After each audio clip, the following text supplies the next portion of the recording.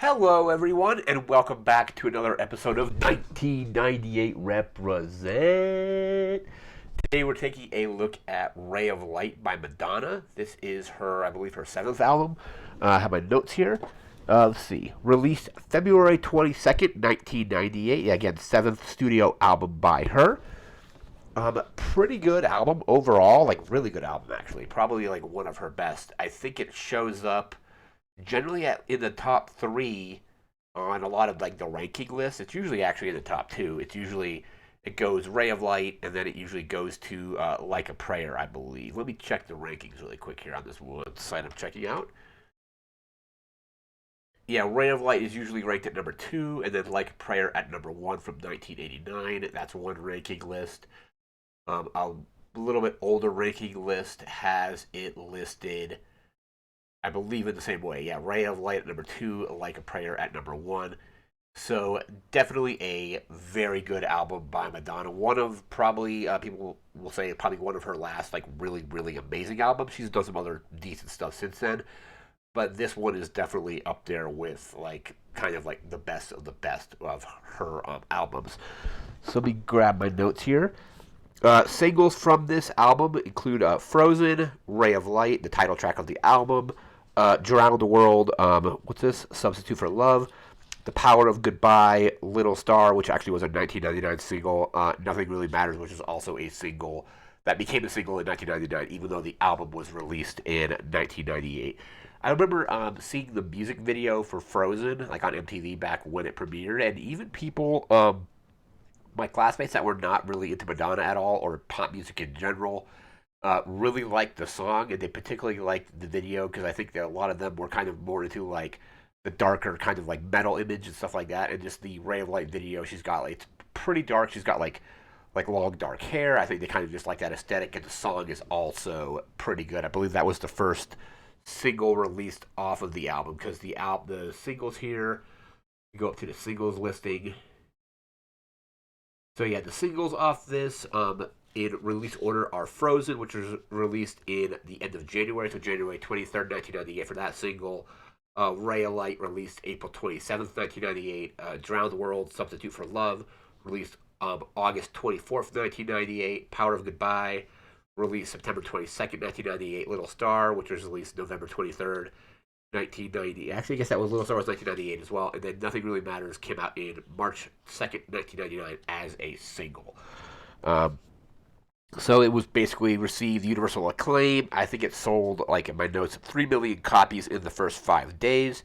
It's credited for helping bring electronica music into pop culture, or at least a wider range of pop culture, I think. I was kind of listening to that kind of music probably before that, but it wasn't really as widely recognized because, like I said in a previous video, it may have been in, not in this series, but in my album series. Um, I think like my best friend in high school, his older brother was a DJ who would DJ various events, most notably like school dances and things like that.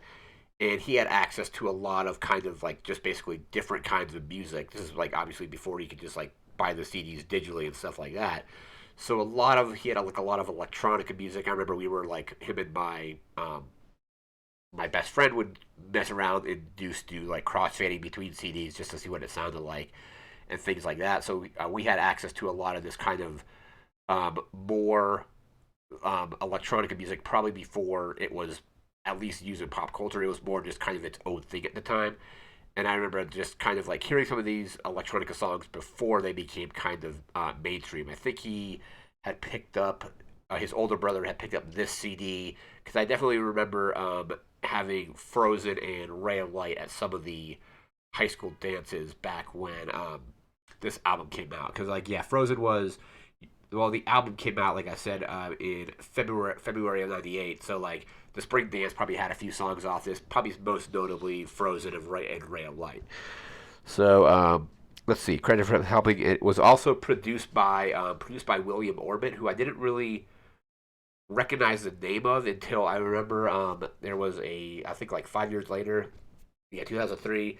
They did the second Charlie's Angels movie, which I never saw that, but I know there was a Pink song on the soundtrack, and they did and it was like Pink featuring William Orbit. So that's kind of where I knew him from after this. I really didn't know that he was involved in this as well because I was just more paying attention to the music and not necessarily like the full credits for the album. Let's see. Rolling Stone ranked it at 357 out of its top 500 albums of all time, and then I think in 2020 they kind of revised that ranking and brought it down to rank 222. So 222 in the top 500 greatest albums. The history of this is kind of that I believe it was Patrick Leonard and Babyface were the original producers, and I don't think that really went anywhere with Madonna. So like then she brought in William Orbit, and the kind of the sound style of the album completely changed. It's definitely like I mentioned earlier, more of an electronic album, but more of like a almost probably like more like a dance album, and kind of less like anything that she had done, kind of like up to that point. So like everything else was kind of pop. This is still a pop record, but it was definitely more, like dance inspired and electronica inspired than her other work. But let's go take a look at the track listing now on this. And I think like what's the length of the album? The album's like it's like an hour and 6 minutes. It's actually a fairly long album. Yeah, so like let's see, 66 minutes and 52 seconds. But the track listing on this, we have "Drowned World" Substitute for Love at track number one, and that's written by Madonna and William Orbit and a few other people. Swim, which was written by Madonna and William Orbit. Yeah, William Orbit is pretty much on most of these albums. I think Patrick Leonard also did some stuff on some of the other albums, but I think William Orbit is definitely kind of like the one that like changed up how it sounded the most. That track two, like I said, was Swim. Ray of Light is track number three. That's got like a bunch of people that are writing it. Madonna, William Orbit, Clyde Muldoon, Dave Curtis, and Christine Leach. That might be considered one of her more well-known songs now, or definitely like in kind of like some of like the like an essential album. Track four, we have Candy Perfume Girl. We have Skin at track number five. Nothing Really Matters at track number six. Sky Fits Heaven is track seven. We have Shanti Ashtanji. I'm not sure how if I'm pronouncing that correctly. That's kind of like more like a Middle Eastern music because that was one of the things that she was using with some kind of Middle Eastern stuff. Is like this came out like right after she had her daughter, I think. So she kind of used that and was getting into like more like Hinduism and yoga at the time, I believe. So that is Shanti Ashtanji. Again, I'm maybe butchering that name. Hopefully not. Track number nine is Frozen. Track 10 is The Power of Goodbye. Track 11 is To Have, Not to Hold. We have Little Star at track 12 and Mirror Girl at track 13, MER. I'm not sure if I'm pronouncing that correctly. I guess there is a Japanese release of the album as well that has a 14th track, which is called Has to Be.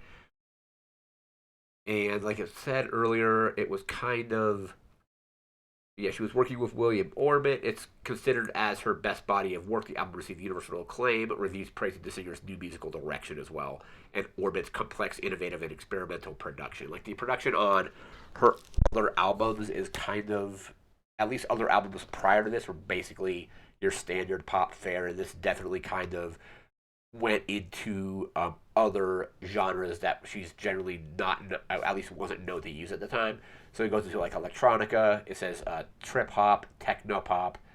Was there any other ambient psychedelic music, Middle Eastern music, and various things? Like I definitely noticed like while listening to the album over the last few days that like the production and like a lot of the like instrumentation, if you want to call it that, is more repetitive, kind of like you would get in dance music. Because I definitely know that it's like kind of like you have these dance grooves that you're singing over. It would be really interesting to see if they ever did an instrumental album of this, because some of the instrumentals are just really really good basically across the entire album. But yeah, after this, I believe was music. That was the yeah, music came out a couple years later. But prior to this, there was the Evita soundtrack, which I don't know if you consider that to be a studio album. Something to Remember was kind of like a compilation album. I actually have that on CD somewhere. And then Bedtime Stories was kind of like, I guess Bedtime Stories was the last studio album before Ray of Light. So Bedtime Stories came out in 1994, and then there was a compilation album, the soundtrack to Evita, which was I think 1996, and then this came out in 1998. Um, Definitely a really good album, especially if you're into Madonna, or even if you're not really into Madonna. It's just a good electronica album. Like I said, she was kind of experimenting with different sounds at the time, and like I said, a lot of the top like the Madonna ranking lists have this ranked at number two. Like a prayer being right below it, or right above it at the list at rank one. I think this actually might be my favorite out of all of them. I haven't listened to Like a Prayer in a while, so I might have to go back and check that out. But definitely Ray of Light is right up there with the rest of those. So that's going to do it for this video. Remember to like, comment, share, and subscribe. We'll be back again soon with another video. Don't know exactly what we're going to be covering yet, but I think we're going to basically just do the order that these will be coming out in generally. I think will be like an album, a movie, and the game. An album, a movie, and the game. So kind of in that order. So we'll probably be doing a movie next time. Not sure exactly what, and then a game after that. And then we'll be back again with another album until we kind of just run out of stuff to do. Um, I think there's going to be quite a bit more content coming. So this series is definitely going to keep going on until I have nothing else to really do. But again, that's going to do it for now. Remember to like, comment, share, and subscribe. We'll see you next time. Thanks again for watching. Take care. Have a good one.